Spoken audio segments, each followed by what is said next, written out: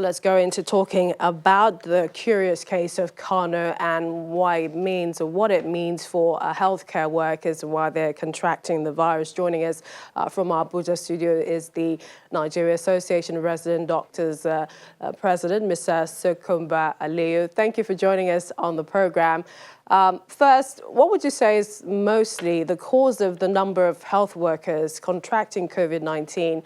And perhaps we'd like to begin with the numbers we're seeing from Kano. Thank you very much.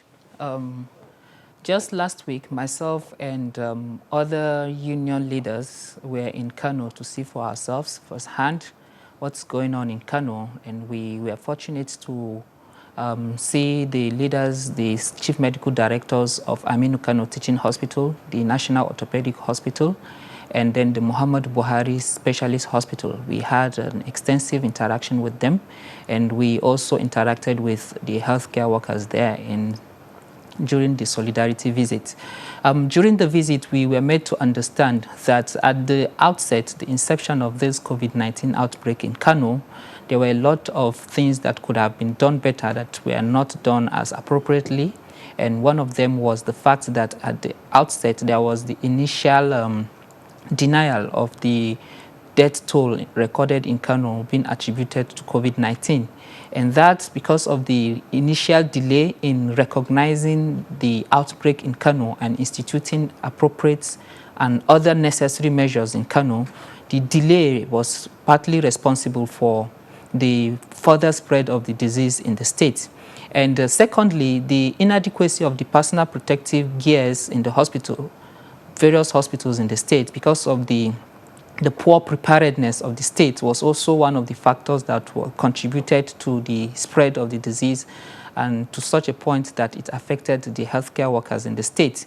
Third factor that contributed to this disease spread affecting healthcare workers is the fact that the populace themselves had poor attitude towards the disease itself. Most of the people in the states hardly believed the existence of the disease, and so they never sought care early, and they, to some extent, were concealing some vital information from those that were offering healthcare to them. But most of these incidences actually happened during the early phase of the disease outbreak in the state. But subsequently, there was this ministerial task team that was sent to assist the Kano state government in combating the disease. And with the arrival of the team and other well-meaning Nigerians who contributed towards the containment of the disease was to some extent brought under control. And we were glad to be informed that the personal protective wears that were hitherto not available sufficiently in the states were made available, and the initial infection prevention control and treatment training that was not widespread was also improved upon. And I believe part of the reason we had a problem in Kano was in what you're explaining. I must quickly jump in here to ask you, because we heard at one time that medical doctors were absconding from hospitals in Kano. Is that still the case? Well, that is not correct. To start with, medical doctors in Kano were expressing concern over the non-availability of personal protective wears, but at no point were they absconding from seeing their patients. And I must say that they have continued to render their services. I'm sure you will corroborate that by the fact that they got infected along the way. So all of that happened when the initial phase of poor arrangement and poor planning was going on, but subsequently that was well handled and things returned to normal. Do you also liken the way things are now in terms of finding as reason as to why we're having a death toll coming from Kano that's as high as that of Lagos? And when you compare the number of active cases, there's a whole lot of difference. Would you say it's the treatment, or perhaps the way things were before the intervention of the Presidential Task Force team? Well, though some efforts have been made towards containing the disease, but there's still a lot more to be done in the states.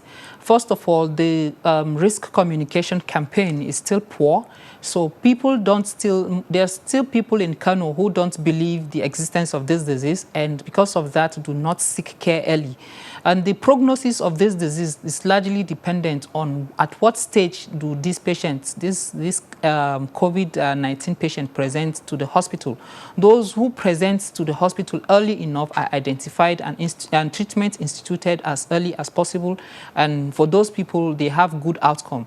Those who don't present to the hospital immediately, they have symptoms and wait until they develop the severe form of this disease, tend to have poor outcome at the end of it. So because most of the people still have problem with the awareness and understanding of this disease in the state, they present to the hospitals lately, and when they do, the chance of them getting out of it is poor, and that is largely responsible for the poor outcome and the large mortality recorded in the state.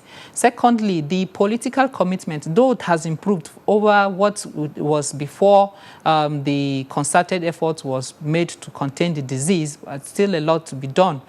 Just recently, the governor of the state had also joined other governors in the northern part of the country to ease the lockdown, though this they consider as the most appropriate measure at this point. I will say that is rather premature, and this also will go a long way in further spreading the disease, and we are hoping that at the end of it all, this spread will be within what we can contain and manage as healthcare workers. So basically, we still have a long way to go with dealing with the health-seeking behavior of people in Kano State if we are to have a better outcome than we have right now. All right, we'd like to appreciate your time, Dr. Sokumba Aliyu. Thank you so much for joining us, and indeed keep up the fight as a frontline worker in this pandemic. Thank you for joining us. Thank you very much for having me.